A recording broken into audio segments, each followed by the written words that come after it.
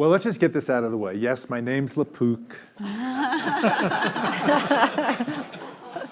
And it's like a Piaget thing. I have 2 sons, and I was the same way. When you get to 6th grade, you come home, I don't like the name Lapook, because they call you everything that you can imagine. And then I said to my sons, Daniel and Noah, I know it's hard now, but later on it'll be Pook, Pookie, you'll love it.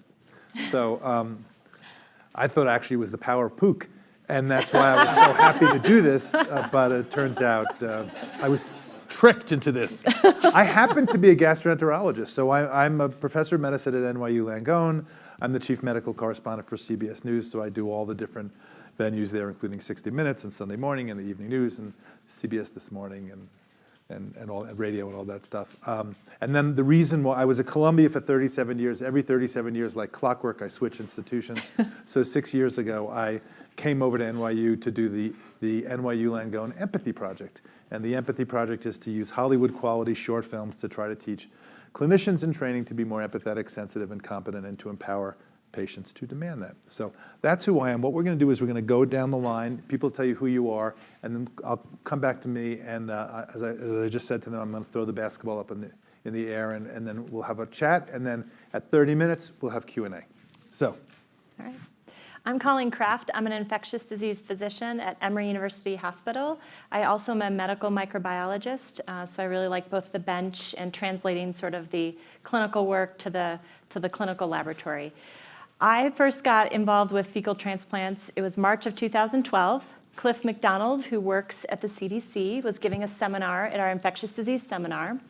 He showed a paper from David Relman's lab that showed that people after getting 6 days of ciprofloxacin, healthy volunteers, it took them 6 months to get back to their normal breadth and depth of diversity in their gut microbiome.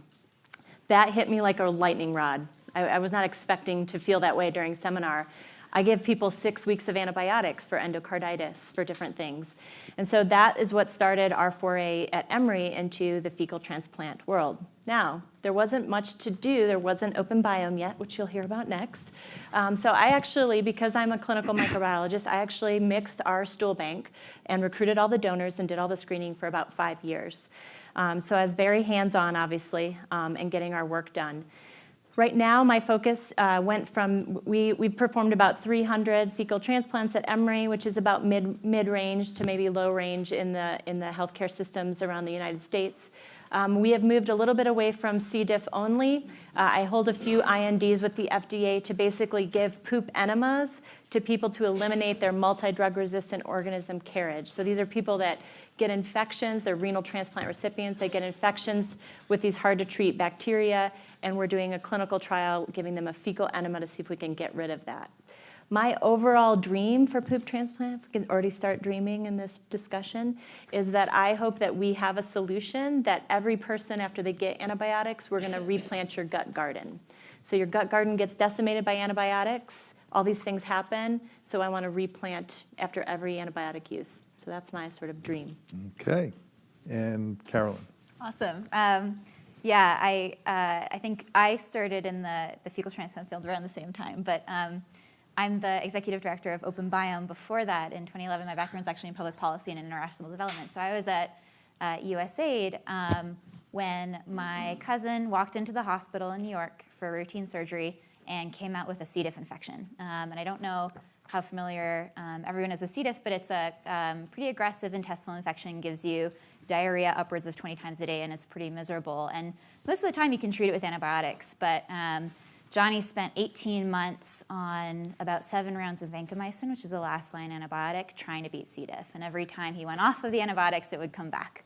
And so we were certainly interested in figuring out what other options there were for him, and he certainly wasn't alone, because about 500,000 Americans get C. diff every year, and 1 in 5 patients will find that the infection comes back after antibiotics, and about 30,000 people die. So it's a pretty big deal, and at the time, some of this literature on the use of fecal transplants to treat C. diff was just emerging, and fecal transplants are exactly what they sound like for those who may not know.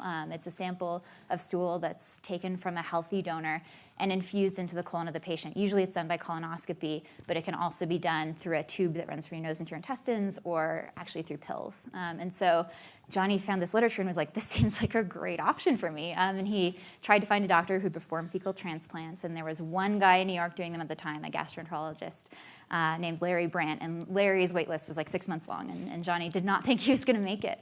So he went out and he got a blender and an at-home enema kit, and he asked his roommate for a sample of stool, and he did the procedure himself at home.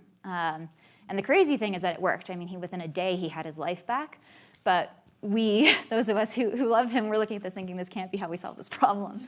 On the one hand, you never made a milkshake again. That's never. Right. And you did not clean that blender out and use it again, I hope. Mudslides has become the cocktail of choice.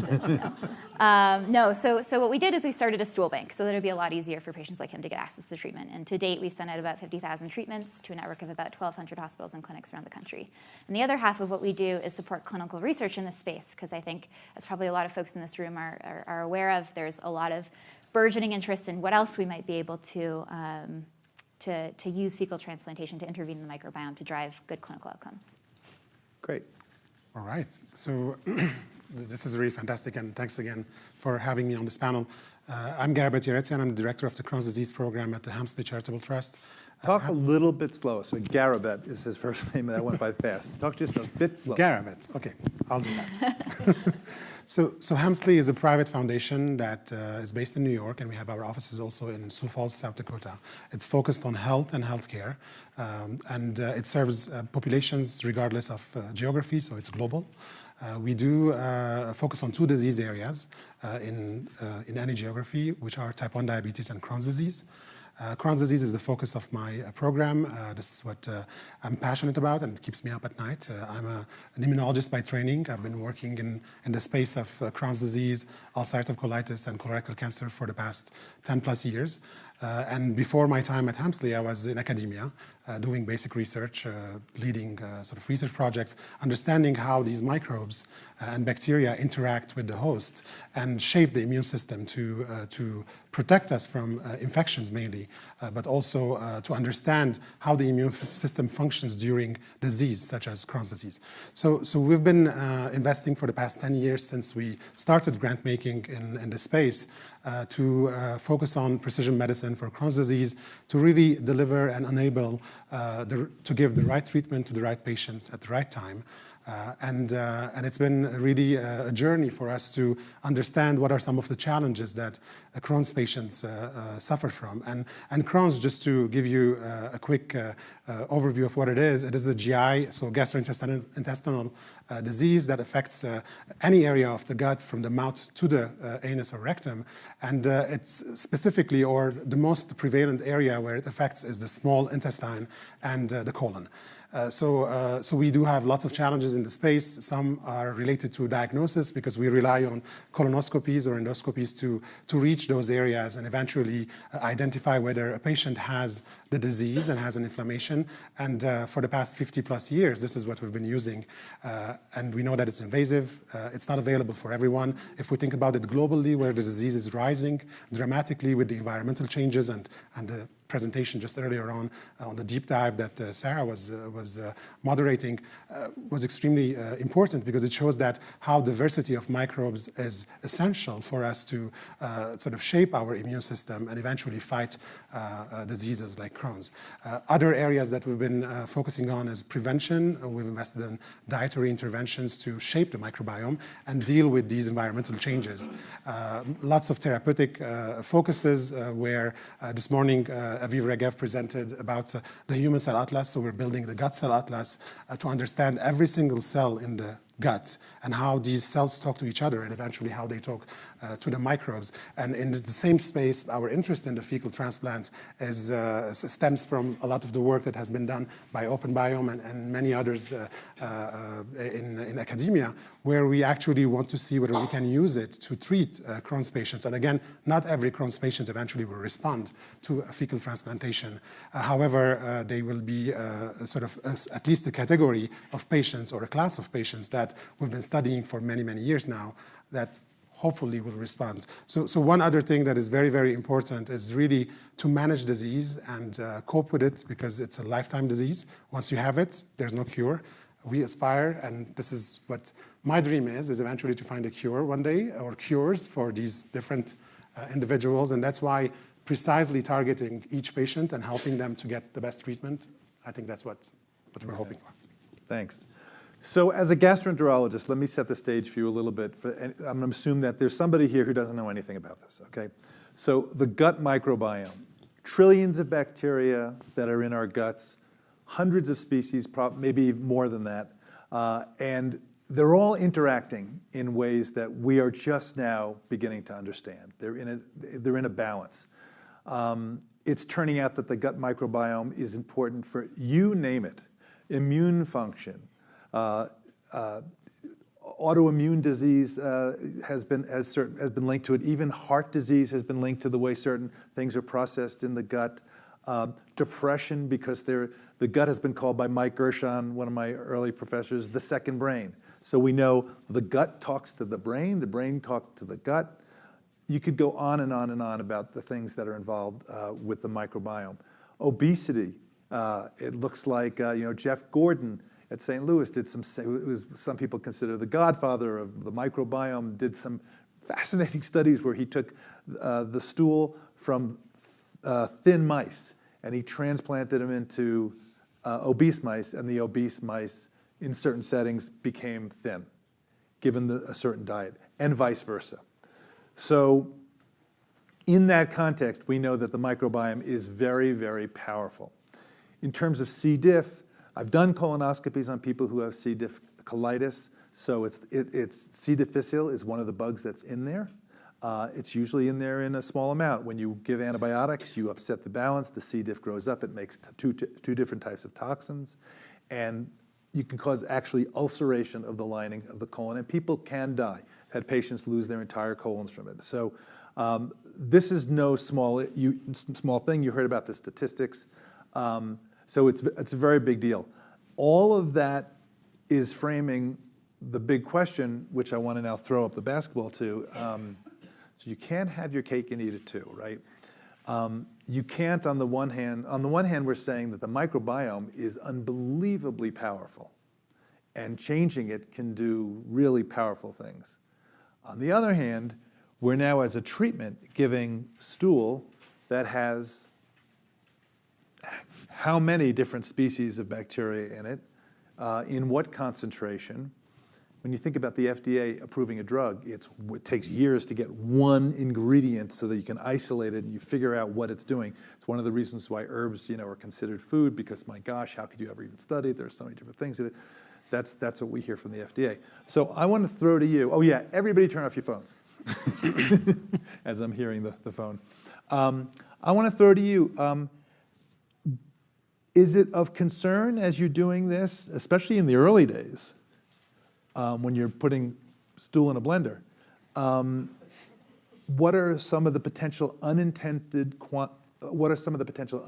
consequences of this type of treatment? You want me to start? Yeah. Okay. So I think one of the things that, if you haven't heard, because you don't live in the microbiome realm like we do, there was a death that was attributed to a fecal transplant, that a patient received a multi-drug resistant organism through a fecal transplant. We don't really know, I don't know any of the other details. And the patient was clinically. immunocompromised, I believe. Yes, right? and that's an important thing. So I think as we are doing more of these, like Carolyn said, they've sent out 50,000 doses. We are still learning about right patient, right dose, right timing. I think this also becomes really important in Crohn's. Is the timing the same for every Crohn's patient? And so that is an unintended consequence that the FDA has really been waiting for, right. Because they have had concerns for a long time that this is not a standard, right? Would we all agree poop is not a standard thing? So even blood products, et cetera, are a little bit more standardized than the gut microbiome. So how do you address that as a scientist? How do you even think about designing the studies that look at the short-term, medium-term, and long-term effects of giving all of these different species? Yeah, so as somebody that was the only one doing the work at a much smaller scale than Open Biome, so I want to hear from Carolyn. I had very standardized donors, so we had people that sort of met all the FDA criteria, the draft criteria, that the physician or the recipient would know the donor. I was Facebook friends with my donors, so I kind of knew their behavior. They were actually pathology residents. You can Google one of them, poor guy, he did an interview and then got a lot of emails about his poop. Am I gonna get Dr. Johnson's poop? We'll see. So I think one of the things we've tried to do is just know the donors, which is what most people do, and know their lifestyle, no chronic diseases, no drugs of any kind, prescription or non-prescription, low risk lifestyle, all that kind of stuff. They are thin, so we have a BMI requirement for our donors. I also, because I have 3 children, I don't let people with school-age children donate because there's all sorts of viruses and things. That's just a Colleen Craft rule. That's not probably you never read that anywhere. So those are the things that I sort of think about when we're putting it together. So our current study that we're doing with the renal transplant recipients and the fecal enemas, we have 1 donor we're using. So we're trying to control it to be just sort of 1 population to see if that has benefit. So, and I'll ask this question of you. Yeah, of course, infections, you don't want to have infections, but I'm talking about something much more subtle than that. Yeah. I'm talking about the fact that 27 years from now, somebody is going to discover that species ends up causing, Sjogren's syndrome down the line, or some other autoimmune problem, or cancer, or whatever, because we're saying it's powerful. It's powerful enough to kill you if it's messed up, and we're just now scraping the top of the knowledge of what the microbiome does and how everything interacts. And yet, and of course in people who have life-threatening illness, we're willing to take that risk-benefit. But Sure. How are you thinking about, forget about the fact we're going to say it's not going to have a virus and it's not going to, but aside from that, just the normal, everybody's microbiome is different.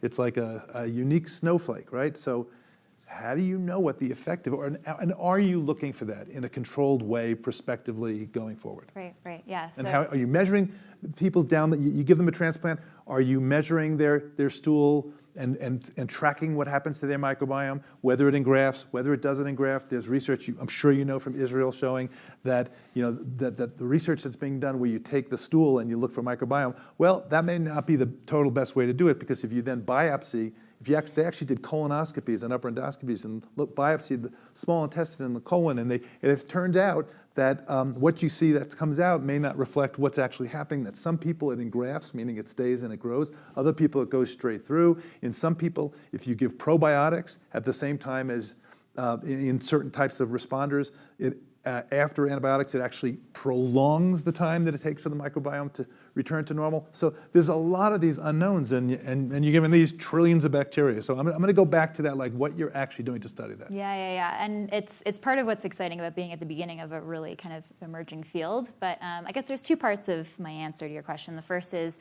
when we look at our donors, how do we think about who gets to be a donor?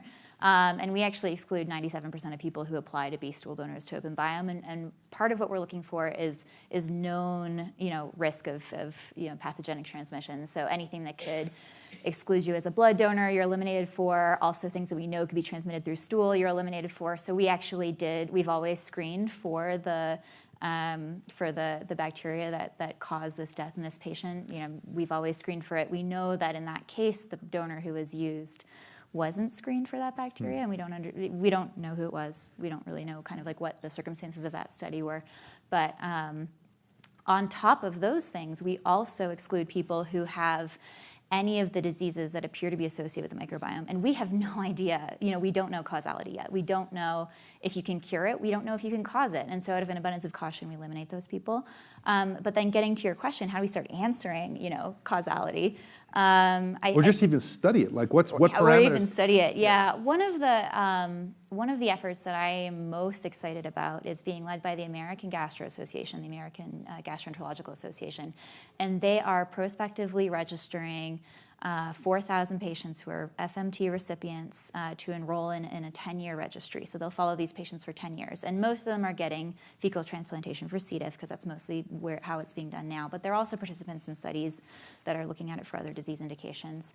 I think at least 1,000 of those patients will be sampled at least before and after their fecal transplant. And at least for those patients who get FMT from us, we're supplying samples Just from the donors. FMT, fecal microbiome transplant. Sorry, right? thank No, you. That's all right. Yeah. That's my job. So we will start to understand, we will start to be able to look at long-term effects. We will start to be able to tease apart some of these questions around, what are we giving?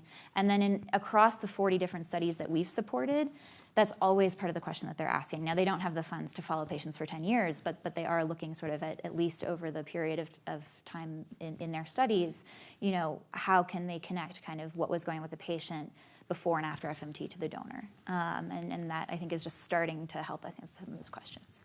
Garabet? Do you mind if I will?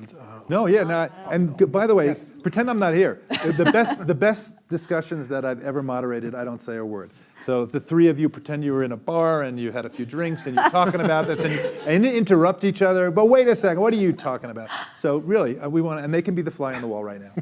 So we actually took a sort of a new approach to look into fecal transplants by doing, or at least investing in autologous transplants. And autologous means that you're taking the stool or the poop from yourself and giving it to yourself. So the idea is actually, hopefully in the future, to be able to bank your stool samples when you are healthy, and then when you need it in the future, after an antibiotic intervention or after C. diff infection or whatever, you can use that stool sample in the future. So we're doing tests in mice. We're gonna try to replicate it in Crohn's patients, hopefully. At this point, pediatric, we can really control because parents will be controlling how the stool samples are collected. And I think this is sort of a new approach that we're just exploring and hopefully will be successful. And coming back to the how to sort of compare what we have in the stool and what stays or sticks to the barrier of the gut. Unfortunately, until very recently, we didn't have the tools to really see those microbes that were in close interaction or in close connection with the gut barrier. So by taking a biopsy, we weren't able to see if there were any microbes. But now that the technology allows us to do that, actually moving forward for any longitudinal study that at least Helmsley is funding, we're looking into biopsy-associated microbes, right. Because that is those are the microbes actually that are driving diseases or eventually maintaining the balance or health in the system. So I just want to... No, and I think that's going to be a really important point. Mm-hmm. And the banking your own stool, I mean, it may sound icky, right? I mean, all of this sounds icky, let's be honest. But it's fascinating, and it made me think, the first time I heard about that, one of the theories of the appendix, so your appendix is in your right lower quadrant, and it's like a little worm-like little protrusion, and it actually connects with the colon, and then it sticks out, and you can get appendicitis. When it gets inflamed, you got to get it out or get antibiotics. And people have wondered for years, right? What's that thing doing? And one theory I read about, which is so interesting, was that infectious diarrhea was so prevalent back in the good old days that you would clean out your colon, and this was a reservoir of your stool, just doing just what he's saying, except for it was just sitting there because it was sort of stuck in there.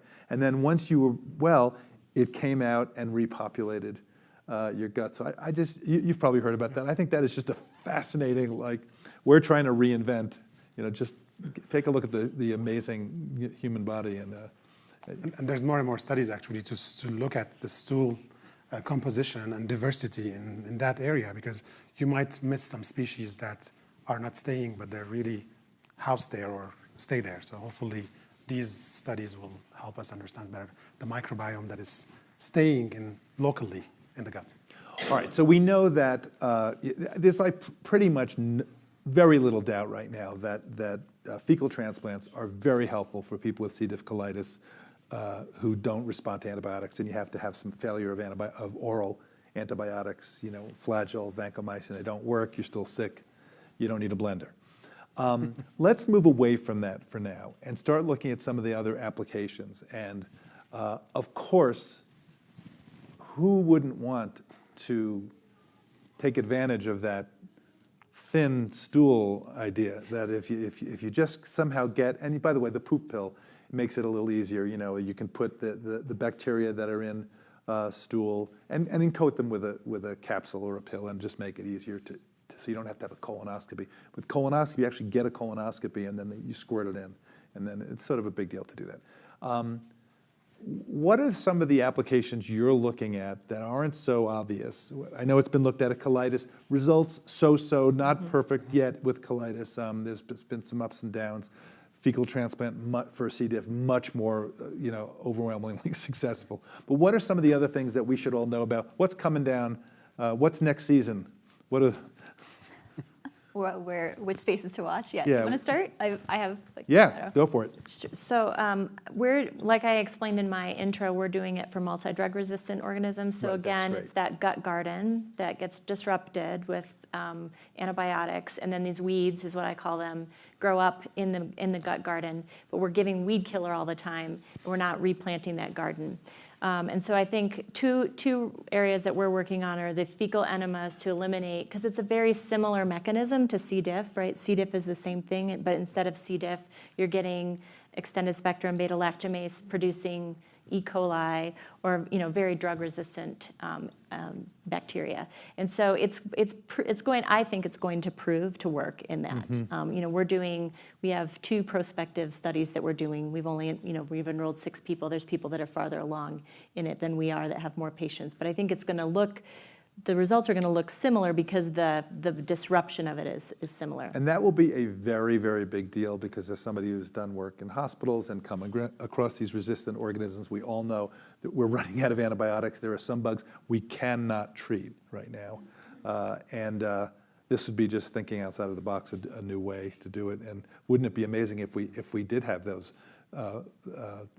stores of our own stool that we could just, Right. bring it back in? That would be amazing. That would be amazing. What's your company looking at? Yeah, I think the area of antibiotic resistance and seeing if you can help there is huge. And in addition to some of the MDRs that we see commonly here, open biome MDR, multi-drug resistant organisms. Antibiotic resistant bacteria, I think, is the more normal way of saying it. But I think, we're looking at a study in typhoid.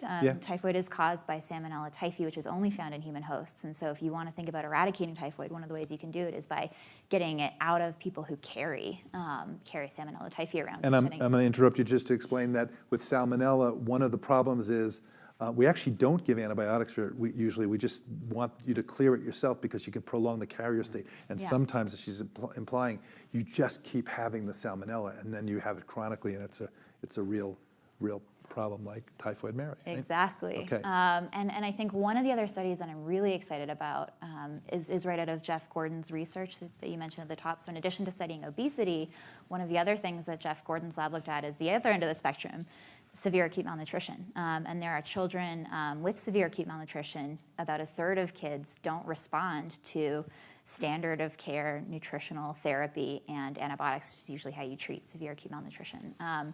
And Jeff, being brilliant, found a bunch of Malawian twins where one twin was healthy and the other was severely malnourished.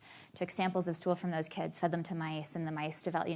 One of the mice was healthy, one of the mice was malnourished, and then he co-housed those mice. And the really nice thing about mice is they're coprophagic, which is a fancy way of saying they eat each other's poop, which is a great FMT-style intervention. But it did lead to us getting rid of one of our dogs. But anyway, I digress. Yes. Yeah, animals eat each other's poop all the time, and I don't know. Take what you want. But from the that, I guess. dog Put did a meat fine. tenderizer There was on it. somebody who wanted the dog. I don't want you to think. No dogs were harmed in this. So Yeah, Meat and tenderizer, that's what you're supposed to put. we did. It didn't work. We didn't. Spices didn't work. Nothing. Anyway, yeah. there was a reason why it didn't work in our household. But anyway, continue. Well, this is a happy story for the mice too, because Yeah. the mice that had been severely malnourished or showed the hallmarks of severe acute malnutrition recovered when they were kind of exposed to or at least co-housed with healthy mice. And so that, in addition to a bunch of epidemiological data, to us suggests that it was maybe time to start trying this in kids. And so we're working with a really great team at the University of Cape Town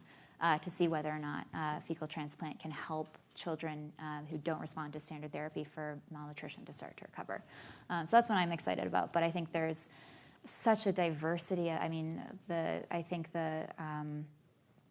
looking across kind of the spectrum of studies that we've been supporting, there's just a burgeoning of interest across autoimmune disease and cancer and boosting response to cancer immunotherapy. I think that's a really interesting avenue. As you mentioned, the gut-brain axis is a really active area for research. And heart disease, right? What's the LMAO? There's a compound if you have in red meat, and if when they got rid of the bacteria, certain bacteria, you gave antibiotics, you didn't form the compound that got absorbed that increased heart disease. I'm forgetting what the initials are. Yeah, I haven't worked at it at all, and so I don't know enough of the literature to anyway, speak so intelligently on whether or not it's which real. is why I come back to my, well, we're given these these trillions of bacteria, and maybe we're doing something bad with this and good with that, and.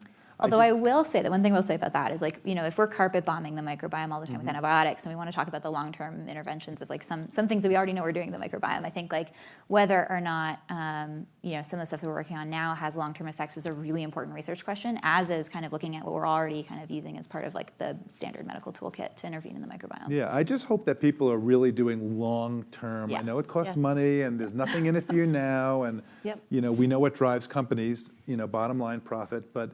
I think it's a really important research question that has to be answered. Totally. So anyway, and we've been doing that's why I keep harping on it. Kind of in a retrospective. So we've called up, we published on this where we called all of our recipients and asked them if they got certain new diseases, if they're on new medications, if they had any complications. And so we have published that, but it's smallish. I mean, it's not 50,000, it's about 300. Did you bring them back and measure the microbiome again? No. Wouldn't that be interesting? Oh, yeah. Definitely. And here's $20.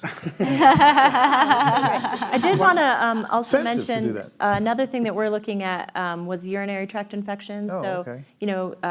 People forget that when you get urinary tract infections, it comes from your intestine. That's where the bacteria are coming from.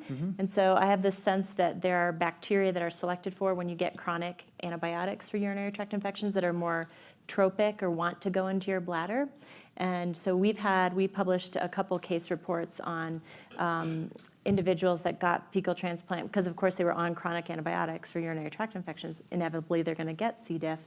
And after they got their FMT, they no longer had urinary tract infections. So anecdotal, but we are working to start that clinical trial as well. So one thing we're exploring actually to bypass the transplant or fecal transplant with trillions of bacteria is really to, at least for a specific disease like Crohn's, to see what are the bacteria actually that are present during the disease, and what are the ones that will compete with them to move them out. So creating a group or a consortium, we call them, of bacteria, maybe 10 or 50 bacteria instead of trillions, and putting those in a pill and giving them to patients might bypass sort of side effects or long-term effects that we might see.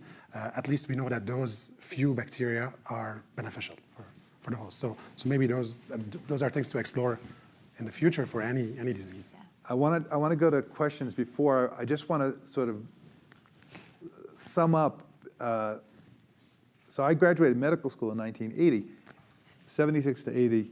And in medical school, aside from Michael Gershon's The Second Brain, which was brilliant and prescient, I was taught, yes, there was some bacteria in the small intestine that are important. They could make for certain vitamins B12, and it was important for certain little this and a little of that. But the colon, it did two things. It was a store for stool, and it got back the water.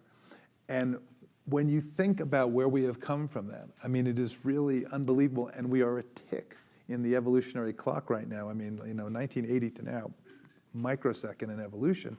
And you have to understand what a revolutionary idea this is and how explosively interesting it is. Explosively may be a bad word to use. There's always a poop joke that you can make. But when I talk to the medical students, I say when you watch a movie and there's this important moment coming on or a scary moment coming on, we're all so smart. We all know it. How do we know it? There's a close-up and the music changes. Look how smart we are. Something scary is about to happen. In life, there's no close-up and there's no change. There's no music change. So you have to sort of have the soundtrack in your own head. You have to you're controlling the zoom. And I think it's a good time for us to sort of take stock of this moment. And I think I can do it as well, fairly well, because of just how long I've been doing this and being a gastroenterologist, this is one of those moments where the music is changing and the close-up is happening. This is a big deal, and we are at the very, very beginning of it. And if you've been in medicine for 5 years and you have any degree of cockiness left, you are in the wrong profession, and which is why my questions have been, for a large part, been around what's the safety, what don't we know. I've been through enough of the fads where we knew that giving vitamin B12 was going to decrease heart disease, and we knew that didn't happen. We knew that vitamin E was going to decrease prostate cancer. Oh, it increases it. We knew that hormones were good for women. Oh, they could cause, the progesterone causes breast cancer. And heart disease. And so I'm very humble when it comes to. I'm excited about them, these new things, but I really do think we need to maybe have a few more checks and balances in place as we go forward. So with that, we're going to go to Q&A, and who has a mic? There we go. The first person, this guy right over here, Bill. Thank you very much. The gold standard for fecal transplants is still a colonoscopy. You mentioned that your hope would potentially be to give animas to people after antibiotics. What's the efficacy of fecal enemas and also the poop pill or crapsule? Nice. Follow-up, just one more question. Where did the stool sample come from? I did read about the death of the person who had the fecal transplant. I'm wondering, did it come from open biome? Thank you very much. Or someplace else? Thank you. So the order of efficacy sort of in my mind, so I actually want to give people poop pills. Nobody wants a fecal enema, right? I mean, like for long term. I want us to all replant our gut gardens, hopefully with some sort of, yeah. Or I like to say a probiotic that actually works, because I think sorry, if there's any probiotic lobbyists here, I apologize in advance. But so I think something that actually can replant your garden. So colonoscopy is most efficacious, followed by sort of fecal enema. There have been some comparison studies, these are usually pretty small, that the crapsules are as good as a fecal enema, or sometimes as good as colonoscopy, depending on how many that you're giving. If you're giving the same volume that you give by colonoscopy in the crapsule, if you're taking 30 pills, or 30 pills in a day, that kind of thing. But some, so all these companies are working on lyophilizing, doing their own bacterial consortia. Lyophilizing is drying something, freeze drying, like flash drying. Yes. So it's kind of solid, little. So I think that I think we're going to get better at knowing what we need to give back, and so then we can give it via pill. So. Cool. Why don't we go over here, and then we'll come over to here, to Mia. First Kristen, then Mia. Hi, thank you. That was an amazing talk, and I'm super excited to see how FMT is evolving. I have my own story to share. 3 years ago, I had a ESBL E. coli UTI that was incurable. I was actually septic. I almost passed away. In the process, I infected my husband, too. So both of us were ESBL E. coli UTI carriers. I'm a dermatologist from San Diego. I did my own research. I found that there were 2 case reports of renal transplant patients who had gotten successful FMTs. So I went to my hospital and I said, I know this isn't normal and you normally do this for C. diff, but why not try it? Obviously it comes from your colon. Why can't we try this? I lobbied the IRB, I lobbied my hospital, I lobbied Open Biome and the FDA. They all approved it. I got my first colonoscopy FMT in July. It did not work. I did it again in September, and it worked. And I've been free of UTIs for 4 years, and I've not had a single recurrence of great. anything MDRO related. It's wonderful.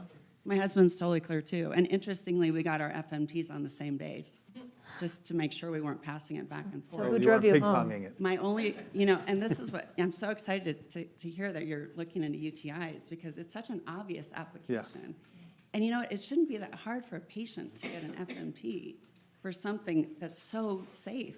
I mean, I know there was this one case report, but if you screen the FMT, there shouldn't be a problem. And, my only risk factor was that I had chronic sinusitis and was on antibiotics since I was 6 years old. I had 3 C. diff occurrences before then, and none of which I used an FMT for.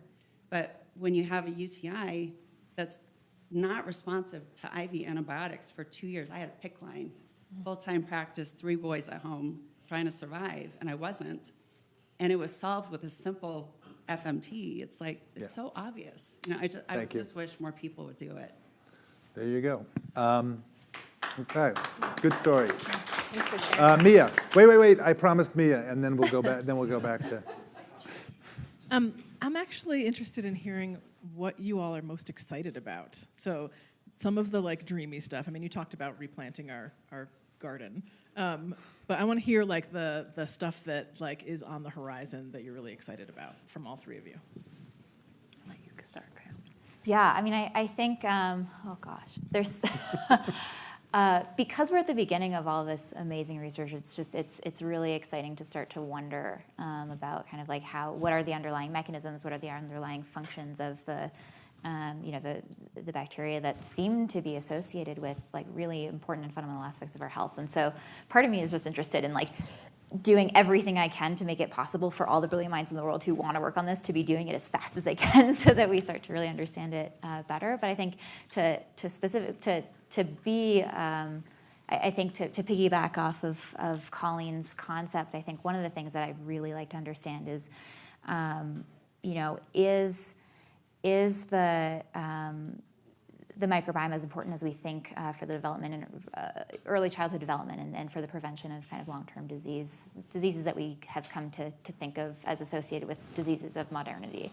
And like, is there something that we should be doing before birth and in the first few months to years of life to really help make sure that if that's when our body is learning to understand self versus other, friend versus foe, and to start to cultivate kind of this community of microbes in our guts that will carry with us through our lives, what is it that we should be doing in kids to make sure that they're on the right track? If there were things that you didn't, I know you both mentioned about things on the horizon, so if there was something that you didn't mention and you want to mention it, fine, otherwise we'll. I think the thing that I'm interested in is the interplay of our gut microbiome with our medications, and I think we kind of alluded to that a little bit, but there's actually been some studies that if you take antibiotics and get a vaccine, it's that you're actually less responsive to the vaccine than if you didn't take antibiotics, and so that clearly, I mean, of course, everything when you're looking for it looks clear, right? But that to me suggests that your gut bugs are like eating up your, are very, like the immunology aspect is a big deal in the gut. And then also we looked for, in our renal transplant recipients, we looked to see if they were, after they got FMT, if they like chewed up their immunosuppressant medicine faster. So those are the kind of things I think are exciting. But I really still like my dream of anybody that has like chronic sinusitis, for instance, that you actually after every course or during the course, that's actually one of the things we're proposing right now, that you're going to get basically microbiome restoration as you go or right after as like a chaser. And by the way, if you take antibiotics, well known, you take antibiotics and you're taking Coumadin, which is a blood thinner, the bacteria go down, bacteria make vitamin K, which helps clot the blood, and so suddenly your pro time, your INR, goes up, which means that your blood is thinner than it should be. So we know about medications and bacteria, and that's just like the simplest of things. And think about all the stuff we don't know. Did you have something you wanted to add? Yes. One thing we're excited about is actually preventing diseases like Crohn's, sort of inflammatory and autoimmune diseases in the future, especially starting really earlier on in infants. Because if fecal transplants are safe and in the future we're going to be using them, I think intervening in individuals who are predisposed genetically, because we're doing more and more genetic studies to at least screen everyone and know whether they're predisposed or not. If we can intervene at that time and have them maintain that microbiome for their lifetime, I think we're going to probably cure diseases, not only Crohn's, but many others. What about yeast? The yeast don't get no respect, right? Where we talk about the bacteria, right? I mean, but they're in there. We know it. Anybody who's ever had a half a bagel and go, oh, so we know there's yeast in there and they're doing stuff. That's not perfectly well studied. I mean, I know there's a whole thing, and you need to be taking. Some people feel horrible, and there's a whole bunch of people who give anti-yeast medications. They feel better, but Are you looking at that at all? Oh, that's such a good question. No, if we think we don't know anything about the microbiome or like the Bacteria, bacterial right. part of the microbiome, I think we know even less about like the virome, the fungum, and like and the others. phage. What are they doing? I don't know. Right. But so I think I think you're right to push us to start asking those questions urgently because they could be a huge critical piece that we don't understand, and that's why like there's this really interesting debate, I think, amongst clinical researchers right now over the kind of like, should we be trying to reverse engineer specifically what's working and have these very well-characterized compositions of bacteria most of the time for treating disease, or should we assume that we need the kitchen sink and it's going to be a lot harder to replicate kind of what you'd find just by doing something a lot more raw. Cool. I think we have time for 2 quick more questions. So, who has the? Go over there in the back. Over there. So, I've had gut issues for forever. So that's my history. So I've done so many things. I used to say, I'm yeast clear for an hour, And I've called the University of Colorado when I read about what you guys are talking about. And, of course, they diss me. And so I wonder, people like myself, how far do we have to go? Do I have to get to Crohn's before I can find some way to get some help? I think we're going to get to you, I promise. So I think the FDA is really stringent, and they're watching closely. And so, I get emails from you, people like you, every couple days. And I think that we want to try to make sure that we're doing things appropriately, that we're doing them under good guidance. But one of the things, I'm working with a nutritionist right now, trying to think about, I hope that one of the basic things that comes from this, I think we're all on the same page here, is that we have a better understanding of maybe how our diet affects, our gut. And so I think there will be, as some of this basic science knowledge or very investigational knowledge happens, I think there's also an overtone of nutrition and sort of, how we feed our gut bacteria. Prebiotics. And I do think that, yeah, exactly. And so I do think that is coming. It's just that it's super easy to replant a gut garden in someone with C. diff. And so it's got a clear indication there. When we start doing it to people with all sorts of different issues, then we end up having people that could have side effects, and then it'll kind of make the whole thing fall apart.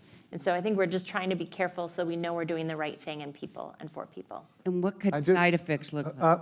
I'm gonna pass it on to no follow-up question right now because we just have time for one more. And I want to acknowledge how wonderful that answer was, that first line. We're going to get to you. I just think was just such a lovely line and empathetic and terrific. So one last question, then we got to go.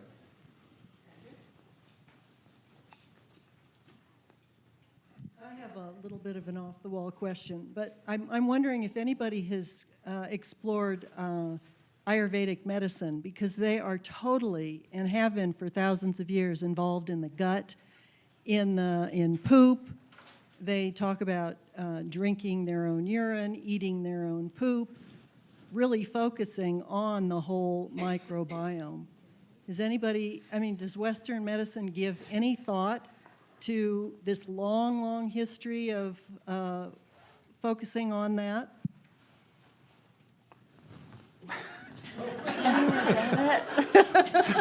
Everybody's looking at me. I don't know. We haven't explored at all this avenue, but I don't know if you. Yeah, so the fecal transplants in general have been around since like very early 1st, 2nd century. There's like some writings in Chinese medicine. So I do feel like I will say I think it's funny that you view what we're doing as Western medicine, because I feel like we're pretty on the fringe, giving people poop. I used to joke about it in residency that like, oh my gosh, poop transplants, and then I didn't know I would be doing them a lot. What goes around comes around. Exactly. I have a Lego set that my kids made me of a fecal transplant Lego set. Oh gosh.